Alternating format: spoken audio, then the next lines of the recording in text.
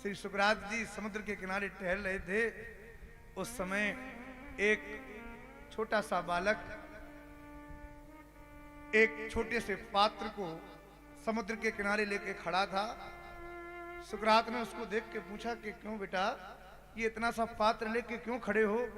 उस छोटे से बेटा ने कहा कि मैं इस समुद्र को अपने इस पात्र में भरना चाहता हूं, समुद्र को अपने पात्र में भरना चाहता हूं। सुकरात ने हंस के कहा कि बेटा इतना बड़ा समुद्र कहीं इतने छोटे पात्र में भर पाओगे, क्या कर पाओगे, कभी नहीं भर सकते, कितना भी प्रयास कर लेना, पर ये समुद्र का पानी इस छोटे से पात्र में कैसे आएगा।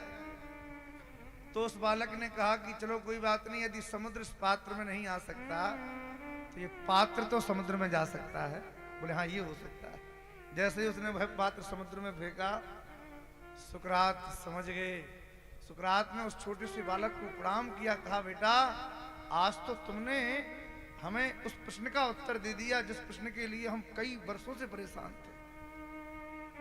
क्या उत्तर मिला?